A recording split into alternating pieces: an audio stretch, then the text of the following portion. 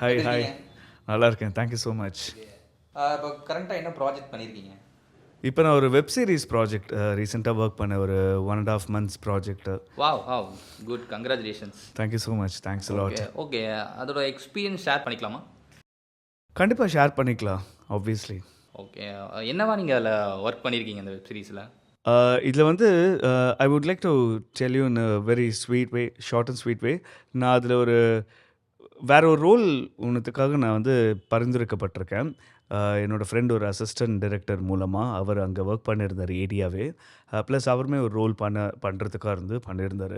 So அவர் வந்து வேற ஒரு ரோலுக்காக என்னை கூப்பிட்டு அந்த இதுக்கு நான் செட் ஆகாமல் அப்போ நான் லாங் ஹேரில் வச்சுருந்தேன்னு சொல்லிட்டு நான் செட் ஆகலை. பட் தென் இந்த மெயின் வில்லன் கேரக்டருக்கு ஒரு கூட சப்போர்ட்டிங் கேரக்டராக ஒருத்தர் வந்து வேண்டி இருந்தது. அந்த கேரக்டருக்கு வந்து யூஸ் பண்ணிக்கலாம் அப்படின்னு சொல்லி இது பண்ணாங்க. பை த மீன் டைம் வந்து அந்த டீம் வந்து ரொம்ப ஒரு புது டீமாக இருக்கும்போது ரொம்ப எந்தூசியாஸ்டிக்காக எனக்கும் ஃபீல் ஆச்சு. ஓகே, சரி, ஒரு விஷயம் என்னோடய ஃப்ரெண்டு கூப்பிட்ருக்காரு அப்படின்ற ஒரு விஷயம், எனக்காக கூப்பிட்ருக்காரு அப்படின்ற ஒரு விஷயமும் எடுத்துக்கலாம். ப்ளஸ் அந்த டீமுக்கு என்ன மாதிரி கொஞ்சம் எக்ஸ்பீரியன்ஸ் கூடுதலாக இருக்கக்கூடிய ஒரு கேரக்டர் வந்து என்னை எடுத்துருக்கிறதாக நான் மதித்து நானும் அக்செப்ட் பண்ணி போகும்போது எனக்கு it was a good experience actually. அப்போது I volunteered myself to be as a stunt choreographer also. அது ஒரு நல்ல எக்ஸ்பீரியன்ஸ். அதில் சில சீன்ஸ்லாம் வந்து ஸ்டண்ட் கொரியோகிராஃபி பண்ணி வச்சுருந்தேன் நான். Okay, okay. ராம் வந்து வில்லனாவும் பண்ணியிருக்கீங்க அண்ட் ஸ்டண்ட் கொரியோகிராஃபராவும் பண்ணியிருக்கீங்க. வில்லன்னு சொல்ல முடியாது.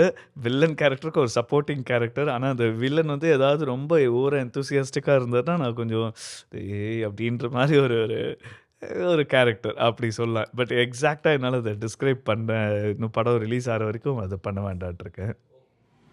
ராம் வந்து ஒரு நல்ல ஆக்டர்ன்னு தெரியும். ஓகே. ஸ்டண்ட்ல எப்படி வந்தீங்க? ஸ்டண்ட்ட பொறுத்தவரைக்கும் நான் ஃபர்ஸ்ட் டைம் வாலண்டியர் பண்ணிக்கிட்டது தான். அதாவது இந்த ப்ராஜெக்ட்ட பொறுத்தவரைக்கும் நானே தான் வாலண்டியர் பண்ணிக்கிட்டேன்.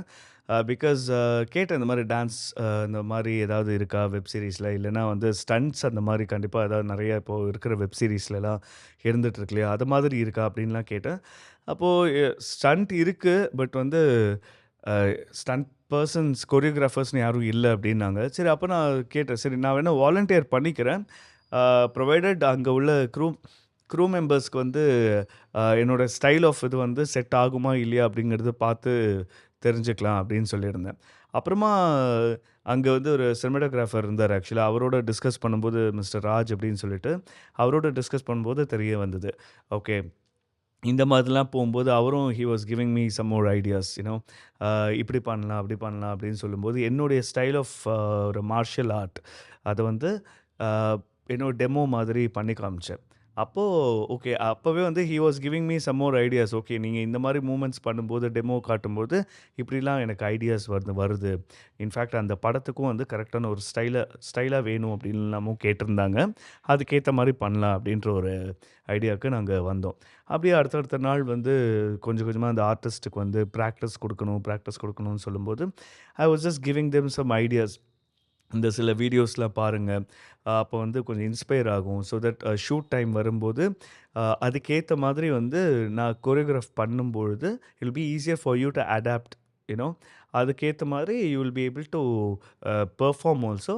Meanwhile there must not be any injuries gonna happen.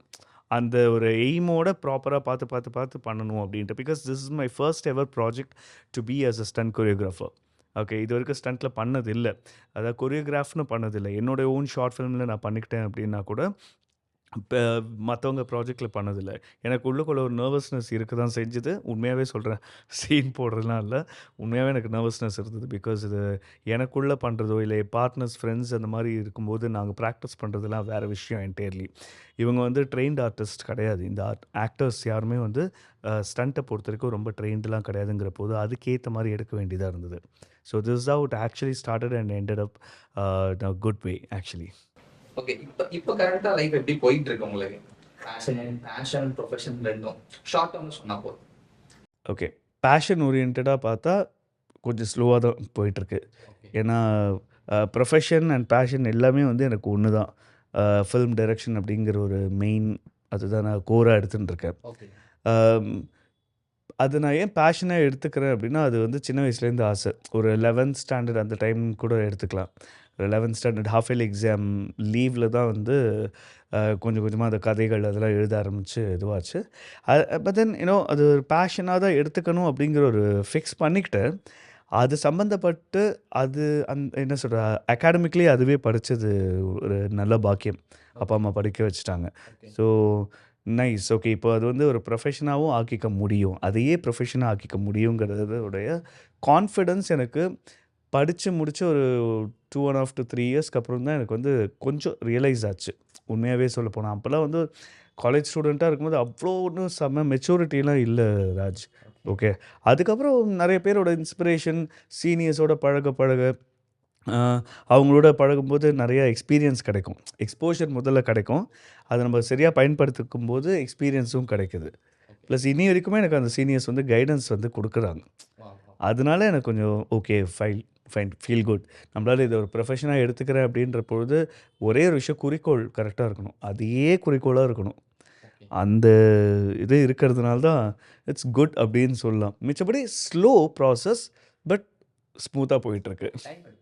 ஆ அத அச்சீவ் பண்ண டைம் எடுக்கும். கண்டிப்பா, கண்டிப்பா. இப்போ ஒரு வெப் சீரிஸ் நான் வொர்க் பண்ணேன் அப்படின்னு சொன்னேன் இல்லையா? அந்த வெப் சீரிஸ் வொர்க் பண்றதோட இதுவே வந்து ஆ நான் பண்ற டைரக்ஷனுக்கும் அதுக்கும் சம்மந்தம் இல்ல தான். ம்.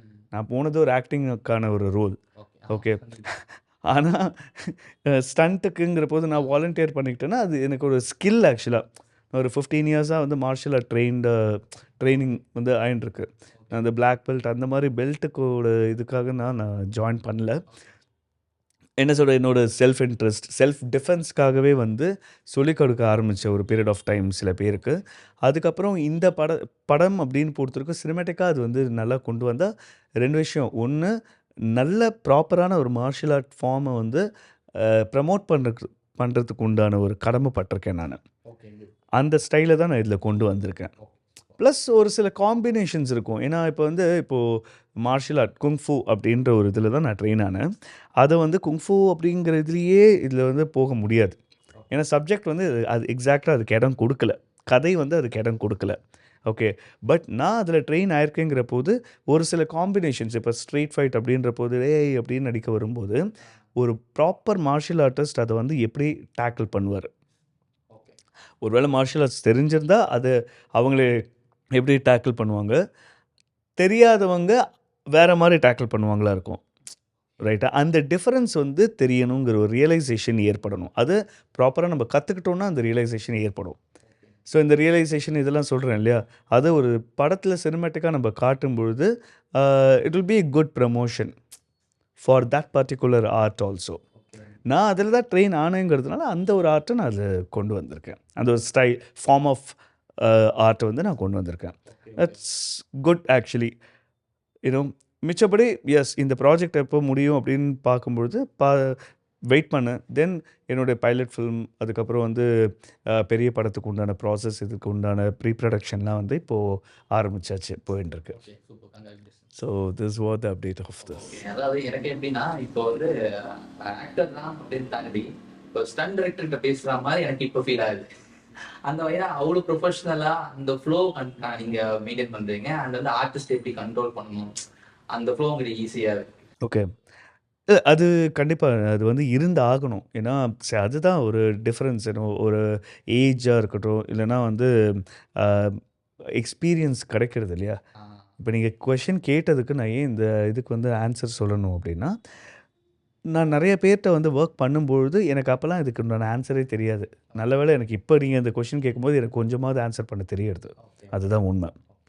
எக்ஸ்பீரியன்ஸ் ஆக்சுவலா. நீங்க சொன்ன மாரி 11த் ஸ்டாண்டர்ட்ல ஸ்டார்ட் பண்ணி, ஒரு பேஷன் ட்ராக் வந்து இதுலருந்து போலாம் அப்படின்னு டிசைன் பண்ணி, காலேஜ் டைம் வரைக்கும் அந்த அந்த அளவுக்கு தெரியாம எக்ஸ்பீரியன்ஸ் கெயின் பண்ணி, இப்போ ஓரளவுக்கு நல்லாவே ந உங்களுக்கு ஆ நல்லாவேங்கிறது there are many people who have experience a lot actually. Okay. But என்னுடைய அனுபவம், என்னுடைய எக்ஸ்போஷர் நான் பார்த்த வரைக்கும் வந்து எவ்ளோ கத்துண்டேனோ, அத வந்து நான் இங்க கொஞ்சம் இம்ப்ளிமெண்ட் பண்றதுக்கு உண்டான வாய்ப்பு எனக்கு கிடைச்சது.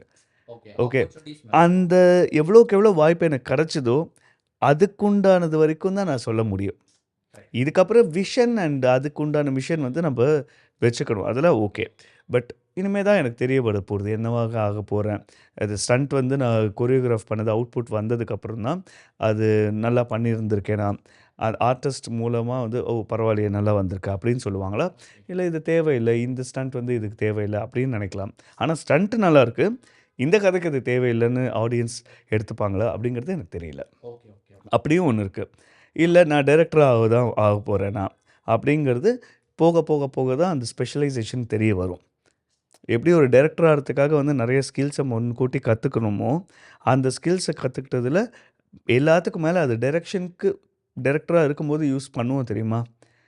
அதே மாதிரி தான் லைஃப்பில் நம்ம என்னென்ன விஷயங்களுக்கெல்லாம் வந்து எக்ஸ்பீரியன்ஸ் கெயின் பண்ணுறோமோ, ஏதோ ஒன்றுத்துல தான் நம்ம ஃபோக்கஸ் பண்ணி அதை ஸ்பெஷலைஸ் பண்ணுற மாதிரி இருக்கும். ஓகே ஓகே அப்படி ஸ்பெஷலைஸ் பண்ணக்கூடிய ஒரு விஷயத்தில் தான் நம்ம சக்சீட் ஆகும்.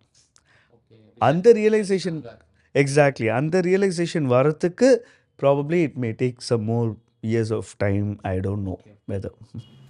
ஏ ரகுமான் சார் சொன்ன மாதிரி ஆக்சுவலா நமக்கு ஒரு விஷயம் வேணும் அப்படின்னா 1 வருஷம் ட்ரை பண்ணேன், 10 வருஷம் ட்ரை பண்ணேன், 15 வருஷம் ட்ரை பண்ணேன். ஆமாம், கரெக்ட், கிடைக்கணும். எக்ஸாக்ட்லி. ஆமாம் ஆமாம் ஆமாம். Okay thank you for your time. Thank you so much. Thanks lot.